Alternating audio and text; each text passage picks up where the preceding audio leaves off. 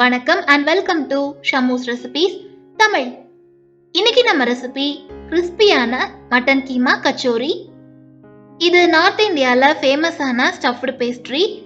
நம்ம பேக்கரிஸில் வாங்குற veg puffs, egg puffs மாதிரி ரொம்ப கிறிஸ்பியாக தொட்டதுமே நொறுங்கி போயிடும். பேக்கரிஸில் அவன் யூஸ் பண்ணி பேக் பண்ணுவாங்க. நம்ம இன்னைக்கு வீட்டில் இருக்கிற கடாயிலேயே பர்ஃபெக்டாக நல்ல கிறிஸ்பியாக எப்படி செய்யறதுன்னு ஸ்டெப் பை ஸ்டெப்பாக சொல்லியிருக்கோம். அவுட்டர் லேயர் செம்ம கிறிஸ்பியாக உள்ள கீமா மசாலாவோட சாப்பிட ரொம்ப டேஸ்டியாக இருக்கும். நீங்கள் நம்ம சேனல் இன்னும் சப்ஸ்கிரைப் பண்ணலன்னா சப்ஸ்கிரைப் பண்ணிக்கோங்க. கூடவே பெல் ஐக்கான் ப்ரெஸ் பண்ணி ஆல் கொடுங்க. இந்த வீடியோ உங்களுக்கு பிடிச்சிருந்தா ஒரு லைக் கொடுங்க. நீங்கள் கொடுக்குற ஒவ்வொரு லைக்ஸும் கமெண்ட்ஸும் எங்களுக்கு இன்னுமே மோட்டிவேட்டடாக இருக்கும். இப்போ வாங்க ரெசிபி செய்ய ஸ்டார்ட் பண்ணிடலாம். ஃபர்ஸ்ட் இதுக்கு ஸ்டஃபிங் ரெடி பண்ணிடலாம். இன்னைக்கு மட்டன் கீமா தான் ஸ்டஃபிங்காக வைக்க போகிறோம். So 200 gram mutton keema clean பண்ணி எடுத்திருக்கேன். இதே மெத்தடில் சிக்கன் கீமாலையும் செய்யலாம், இல்லை எக் ஸ்டஃபிங், வெஜ் ஸ்டஃபிங் வச்சு கூட செய்யலாம்.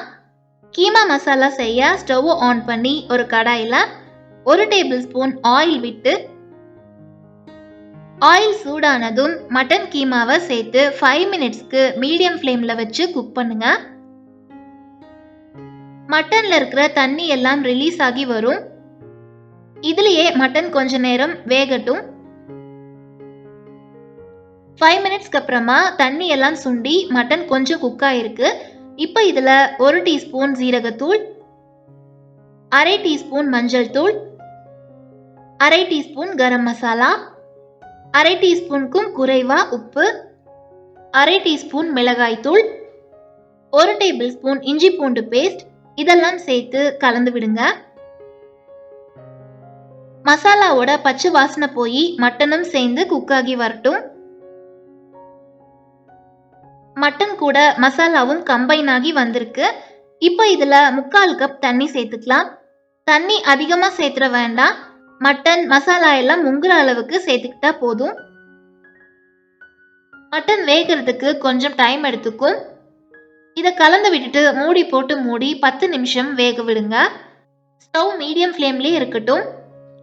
இடையில ஓப்பன் பண்ணி கலந்து விட்டுக்கோங்க. சப்போஸ் தண்ணி குறைவா இருந்தா அடிப்பிடிச்சிரும். பாருங்க, இப்ப நம்ம சேர்த்த தண்ணி எல்லாம் சுண்டி மட்டன் நல்லா குக் ஆகிருக்கு. கீமா மசாலா நல்லா ட்ரையா இருக்கணும். அப்பதான் ஸ்டஃபிங் வைக்கும் போது வெளியில வராம இருக்கும். ஸோ இது இன்னும் கொஞ்சம் ட்ரை ஆகட்டும். இப்ப பாருங்க, மட்டன் நல்லா ட்ரை ஆயிருக்கு. இப்போ இதில் 1 கப் பொடியாக கட் பண்ண பெரிய வெங்காயம், பொடியாக கட் பண்ண 2 பச்சை மிளகாயும் சேர்த்து வதக்கி விட்டுக்கலாம். வெங்காயம் வதங்கினதும் 1/2 கப் கொத்தமல்லி இலைகளை சேர்த்து கலந்து விட்டுட்டு ஸ்டவ் ஆஃப் பண்ணிக்கலாம்.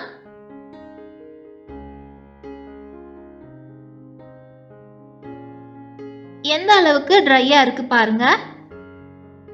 இப்போ நமக்கு மட்டன் கீமா மசாலா ரெடியா இருக்கு. அடுத்ததா டோ ரெடி பண்ணுறதுக்கு முன்னாடி ஒரு பவுலில் 1/3 கப் மைதா சேர்த்து, கூடவே 1/3 கப் நெய் சேர்த்து கட்டிகள் இல்லாமல் நல்லா மிக்ஸ் பண்ணிக்கோங்க. கச்சோரி நல்லா கிறிஸ்பியாக வர்றதுக்காக இந்த பேஸ்ட் கண்டிப்பாக ரெடி பண்ணி வச்சுக்கோங்க. இந்த மாதிரி மிக்ஸ் பண்ணிட்டு இதை 10 நிமிஷம் ஃப்ரிட்ஜில் வச்சிடலாம். நல்ல ஒரு க்ரீம் கன்சிஸ்டன்சிக்கு கிடைக்கும். இப்போ நம்ம டோ ரெடி பண்ணிக்கலாம். அதுக்கு ஒரு அகலமான பாத்திரத்துல 2 கப் மைதா சேர்த்து, கூடவே 1/2 டீஸ்பூன் உப்பு, 2 டேபிள் ஸ்பூன் நெய் சேர்த்துக்கலாம். இதை நல்லா மிக்ஸ் பண்ணிக்கோங்க. நெய் எல்லா இடத்துலயும் படுற மாதிரி கலந்து விடுங்க.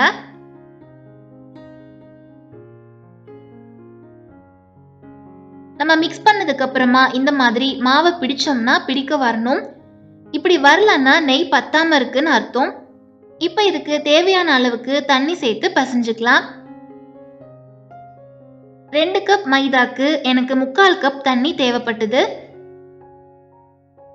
ஒவ்வொரு மாவுக்கும் தண்ணியோட அளவு டிஃபர் ஆகும். ஸோ நீங்க கொஞ்சம் கொஞ்சமா தண்ணி சேர்த்து பசைஞ்சுக்கோங்க. பூரி மாவு மாதிரி டைட்டா பசைஞ்சிட்டு 15 நிமிஷத்துக்கு இந்த மாதிரி மாவை நல்லா அழுத்தி பசைஞ்சுக்கோங்க. இப்படி பண்ணும்போது மாவு நல்லா சாஃப்ட் ஆகும். நான் வீடியோல ஸ்டஃபிங் ரெடி பண்ணி வச்சுட்டு மாவு பிசைறத காட்டுறேன்.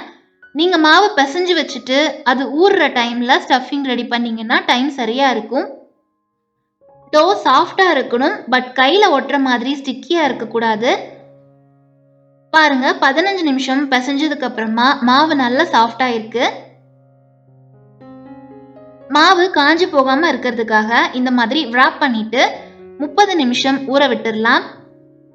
நல்லா ஊறுனாதான் மாவு இன்னும் சாஃப்ட் ஆகும். ஸோ இதை 1/2 மணி நேரம் அப்படியே விட்டுறலாம். 30 மினிட்ஸ்க்கு அப்புறமா மாவை இந்த மாதிரி ஈக்குவலான பீசஸா பிரிச்சு எடுத்துக்கலாம்.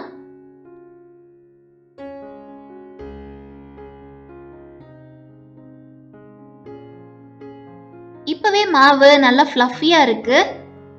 ஒரே மாதிரி பிரிச்சுட்டு லைட்டா அழுத்தம் கொடுத்து பேடா ஷேப்க்கு உருட்டி எடுத்துக்கலாம். இதையும் மூடி வச்சு 20 நிமிஷத்துக்கு ஊற விட்டுறலாம். நம்ம ஃப்ரிட்ஜில் வச்சிருந்த மைதா பேஸ்ட் பாருங்க, திக்கா க்ரீம் மாதிரி இருக்கு. 20 மினிட்ஸ்க்கு அப்புறமா சப்பாத்தி கல்ல கொஞ்சமா மைதா டஸ்ட் பண்ணிட்டு ஒவ்வொரு பீசஸா எடுத்து திரட்டிக்கலாம்.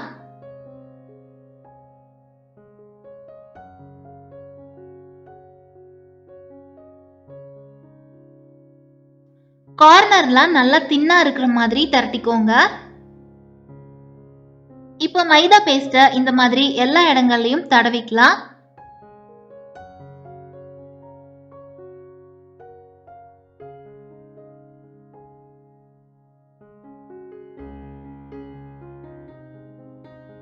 ஈவனா அப்ளை பண்ணிட்டு இந்த மாதிரி 4 ஓரங்களையும் மடிச்சு ஃபோல்ட் பண்ணி ஒரு ஸ்கொயர் ஷேப்க்கு பண்ணிக்கலாம்.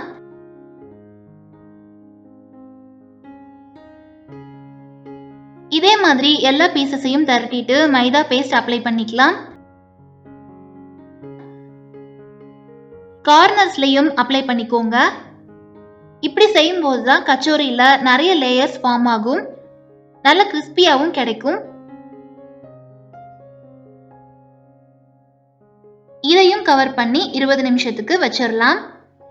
ஊற ஊற மாவு இன்னும் சாஃப்ட் ஆயிட்டே இருக்கும். இதே மெத்தட்ல நம்ம பஃப்ஸும் செய்யலாம். 20 மினிட்ஸ்க்கு அப்புறமா இப்ப இன்னொரு டைம் மாவை திரட்டிட்டு ஸ்கொயர் ஷேப்ல ஃபோல்ட் பண்ணிட்டு இன்னொரு 20 நிமிஷம் கவர் பண்ணி வச்சிடலாம். இந்த மாதிரி 2-3 டைம் ஊற வச்சு திரட்டி ஃபோல்ட் பண்ணும்போது நிறைய லேயர்ஸ் கிடைக்கும். கொஞ்சம் லென்த்தி ப்ராசஸ் தான், பட் ரிசல்ட் ரொம்ப நல்லா இருக்கும்.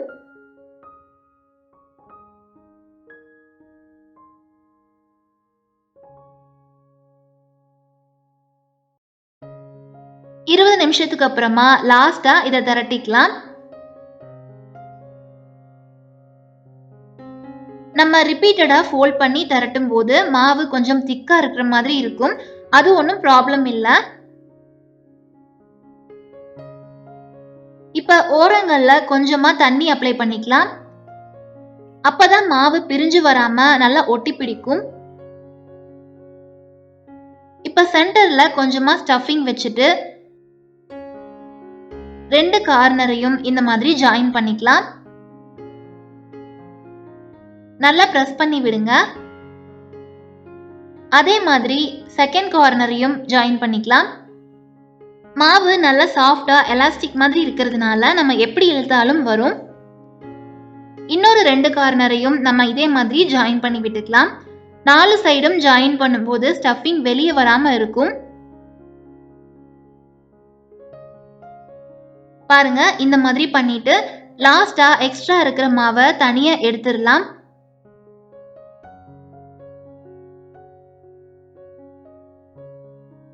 எல்லா இடத்தையும் நல்லா சீல் பண்ணிட்டு ஒரு பேடா ஷேப்க்கு தட்டிக்கலாம். நம்ம அளவா ஸ்டஃபிங் வச்சோம்னா கரெக்டா சீல் பண்ணிடலாம். இதையும் இப்ப கவர் பண்ணி வச்சுட்டு ஸ்டவ் ஆன் பண்ணி ஒரு கடாயில பொரிக்க தேவையான ஆயில் சேர்த்து சூடு பண்ணிக்கலாம். கச்சோரி பொரிக்க ஓவர் ஹீட் தேவையில்லை. ஆயிலோட டெம்பரேச்சர் இதுல ரொம்ப முக்கியம். மற்ற ஸ்நாக்ஸ் ஃப்ரை பண்ற மாதிரி ஆயில் நல்லா ஹீட் பண்ண வேண்டாம், மிதமான சூட்ல இருந்தா போதும். ஒவ்வொரு பீசஸையும் லைட்டா தட்டிட்டு ஆயில்ல சேர்த்துக்கலாம். ஃப்ளேமை மீடியம் லோலே வச்சு ஃப்ரை பண்ணுங்க. போட்ட உடனே திருப்பி விட வேண்டாம், மெதுவாக தான் வெந்து வரும். 2 நிமிஷம் அப்படியே விட்டுட்டு 2 நிமிஷத்துக்கு அப்புறமா ஒவ்வொரு பீசஸ் மேலேயும் ஆயிலை இந்த மாதிரி தெளிச்சு விடுங்க. அப்பதான் நல்லா உப்பலா வரும். பட் மேலே பற்றாம கேர்ஃபுல்லா பண்ணுங்க. பாருங்க, ஆயில் படபட மாவோட சைஸ் பெருசாகி ஒரு பன் மாதிரி ஆயிட்டு இருக்கு. 5 மினிட்ஸ்க்கு இப்படியே ஆயிலை தெளிச்சு விட்டு வேக விடுங்க. அதுக்கப்புறமா இன்னொரு சைட் திருப்பி விட்டுக்கலாம். ஹை ஃப்ளேம்ல வச்சோம்னா மேலே கரிஞ்சு போயிடும், உள்ள வெந்திருக்காது. ஸோ பொறுமையாக தான் ஃப்ரை பண்ணி எடுக்கணும்.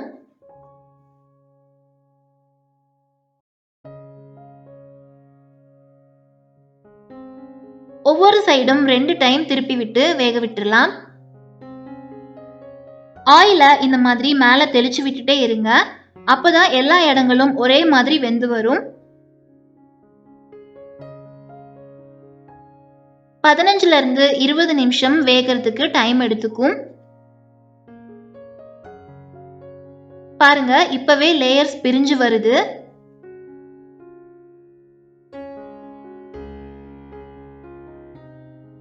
இப்ப ஆல்மோஸ்ட் ரெடி ஆயிருச்சு, எடுத்துடலாம். இதே மாதிரி எல்லாத்தையும் பொறுமையா ஃப்ரை பண்ணிக்கலாம்.